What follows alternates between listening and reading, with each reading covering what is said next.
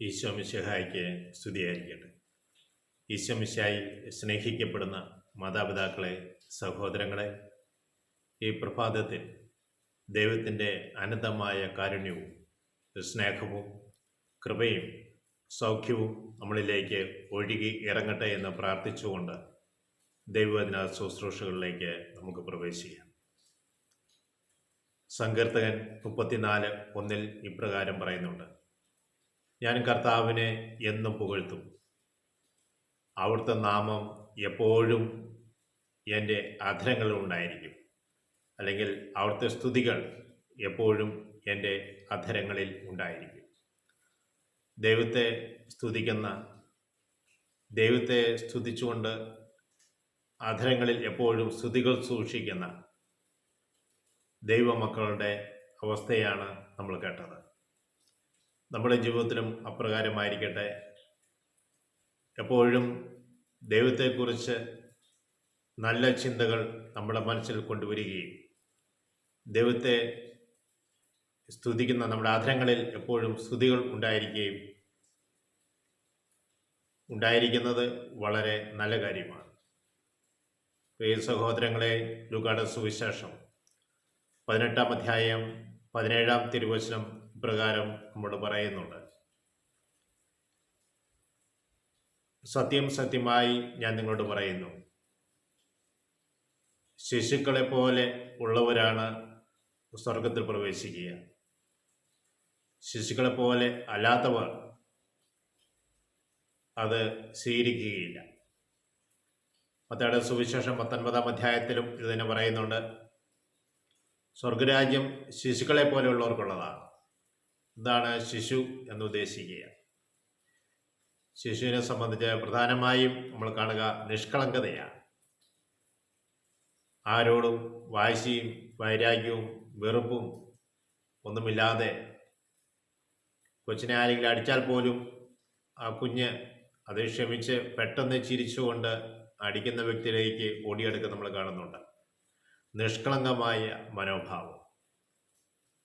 അപ്പോൾ നിഷ്കളങ്കതയോടെ ജീവിക്കുന്നവരാണ് സ്വർഗരാജ്യത്തിൽ പ്രവേശിക്കുക എന്ന് ഈശോ എടുത്തു പറയുക. പ്രിയ സഹോദരങ്ങളെ, നമ്മുടെ ജീവിതത്തിലും നിഷ്കളങ്കതയോടുകൂടെ ജീവിക്കുവാൻ, മറ്റുള്ളവരുടെ കുറവുകളെ നോക്കിയിരിക്കാതെ, അവരെക്കുറിച്ച് മുൻവിധികളില്ലാതെ, അവരെ കുറ്റങ്ങളൊന്നും കാണാതെ, അവരെയും സ്നേഹത്തോടെ സ്വീകരിക്കുവാനും, പുഞ്ചിരിച്ചുകൊണ്ട് അവരുടെ ഹൃദയങ്ങളെ സ്നേഹത്താൽ കീഴടക്കുവാനും, ആ പുഞ്ചിരി മാലിന്യം ചേർന്ന ചിരിയായിരിക്കരുത്, ദൈവസ്നേഹത്തിൽ നിറഞ്ഞ ചിരിയായിരിക്കണം. ആ ചിരിയിൽ അവരെ ദൈവത്തോട് ചേർത്ത് നിർത്തി ദൈവസ്നേഹം പകർന്നു കൊടുക്കുവാനും ഇടയാക്കണം. വളരെ വർഷങ്ങൾക്ക് മുൻപ് ഞാൻ വളരെ അത്യാവശ്യത്തിനായി എൻ്റെ നാട്ടിൽ നിന്ന് എറണാകുളം ഭാഗത്തേക്ക് ബസ് കയറുകയാണ്. ട്രാൻസ്പോർട്ട് ബസ്സിൽ ഓടിക്കയറി ഫുട്ബോളിലാണ് നിൽക്കുന്നത്. അവിടുന്ന് അടുത്ത പോയിന്റിലെത്തിയപ്പോൾ ഒരു സഹോദരൻ എന്നെ നോക്കി ചിരിക്കുന്നുണ്ട്. വളരെ പ്രായം ചെന്ന, ഏകദേശം അന്ന് എനിക്ക് 22-21 വയസ്സ് പ്രായമാണെങ്കിൽ അദ്ദേഹത്തിന് അന്നൊരു 60 വയസ്സ് പ്രായമുണ്ടാകും. ചിരിച്ച് ഞാൻ അദ്ദേഹത്തിൻ്റെ അടുത്ത് എന്ന് ചോദിച്ചു, എന്നെ അറിയുമോ? അദ്ദേഹം പറഞ്ഞു, ഇങ്ങനെയല്ലേ നമ്മൾ അറിയുന്നത്. അദ്ദേഹത്തിൻ്റെ ചിരിയാണ് ഞാൻ അദ്ദേഹത്തിലേക്ക് ആകർഷ്ടനായത്. അദ്ദേഹം വിൻസെൻ്റ് പോൾ പ്രവർത്തകനായിരുന്നു. അപ്പോൾ ആ വിശുദ്ധൻ്റെ ചിന്തകളൊക്കെ അദ്ദേഹത്തിൻ്റെ മനസ്സിൽ ഉൾക്കൊണ്ട് നടക്കുകയാണ്. അദ്ദേഹം ആത്മീയമായി വലിയ ഉണർവ് നൽകുന്ന, ദൈവത്താൽ തിരഞ്ഞെടുക്കപ്പെട്ട വ്യക്തിയായിരുന്നു. അദ്ദേഹം അനാഥാലയങ്ങളിൽ ശുശ്രൂഷ ചെയ്യുമായിരുന്നു. പിന്നീടാണ് ഞാനതിൽ അറിയുന്നത്. അപ്പോൾ അദ്ദേഹത്തിൽ ഉണ്ടായിരുന്ന ചിരി, നിഷ്കളങ്കമായ ചിരിയാണ് യുവാവായിരുന്ന എന്നെ ആ വ്യക്തിയിലേക്ക് അടുപ്പിക്കാനുണ്ടായ ഒരു കാരണം. പ്രിയ സഹോദരങ്ങളെ, നമ്മൾക്ക് സ്വർഗരാജ്യത്തിൽ പ്രവേശിക്കുവാൻ വേണ്ടുന്ന നിഷ്കളങ്കതയോടുകൂടി ജീവിക്കുവാൻ നമുക്ക് തയ്യാറാകാം. ദൈവമേ, ഞങ്ങളെ അനുഗ്രഹിക്കണമെന്ന് പ്രാർത്ഥിക്കാം. പരിശുദ്ധ അമ്മയെ, ആശ്രയമാതാവെ, ഞങ്ങൾക്കുണ്ടെ പ്രത്യേകം മധ്യസ്ഥം വഹിക്കണമേ. ഇന്നേ ദിവസം പ്രത്യേകമായി പ്രാർത്ഥിക്കുന്നത് മക്കളില്ലാതെ വിഷമിക്കുന്ന ഒരു കുടുംബത്തെ സമർപ്പിക്കുകയാണ്.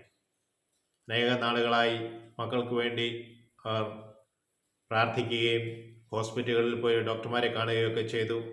എന്നിട്ടും അവർക്ക് മക്കളെ ലഭിച്ചില്ല. നാളെ അവർ ഡോക്ടറെ കാണുവാൻ വേണ്ടി പോവുകയാണ്. ദൈവമേ, ചികിത്സാർത്ഥം അവിടുത്തെ പ്രത്യേകമായ കാരുണ്യത്താൽ അവർക്ക് നല്ല കുഞ്ഞിനെ കൊടുത്ത് അനുഗ്രഹിക്കണമേ എന്ന് ദാസൻ പ്രാർത്ഥിക്കുന്നു.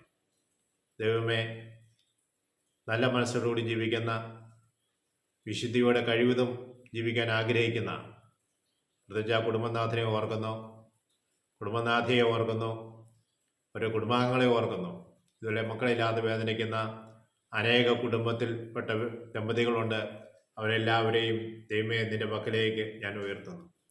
അവർക്ക് നല്ല ഒരു കുഞ്ഞിനെ നൽകി ആരോഗ്യവും കഴിവും സൗന്ദര്യവും ജ്ഞാനവും അറിവും ബുദ്ധിയും ദൈവഭയവും ദൈവഭക്തിയും സഭയോടും കുടുംബത്തിനോടും കൂറ് പുലർത്തുന്ന നല്ലൊരു കുഞ്ഞിനെ കൊടുത്ത് അനുഗ്രഹിക്കണമെന്ന് ദാസൻ പ്രാർത്ഥിക്കുന്നു.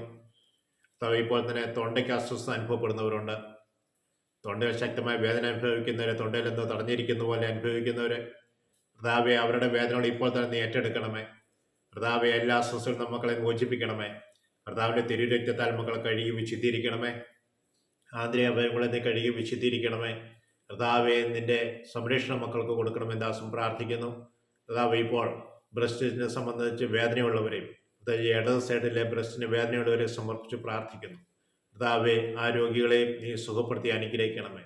എല്ലാ മുഴകളും കർത്താവെ, ആവശ്യമില്ലാത്ത മുഴകളും അതുപോലെ തന്നെ വേദനയും ചുളിയുളുപ്പും പഴുപ്പും ഒക്കെ വരുന്ന, രക്തമൊക്കെ വരുന്ന വ്യക്തികളുണ്ടെങ്കിൽ ഈശോയെ ഇപ്പോൾ അങ്ങയുടെ സന്നിധിയിൽ കരമുയർത്തി പ്രാർത്ഥിക്കുക. അവരിലേക്ക് നിന്റെ ശക്തി കൊടുക്കണമേ, അവരെ സൗഖ്യപ്പെടുത്തണമേ, അവരെ അനുഗ്രഹിക്കണമെന്ന് പ്രാർത്ഥിക്കുന്നു.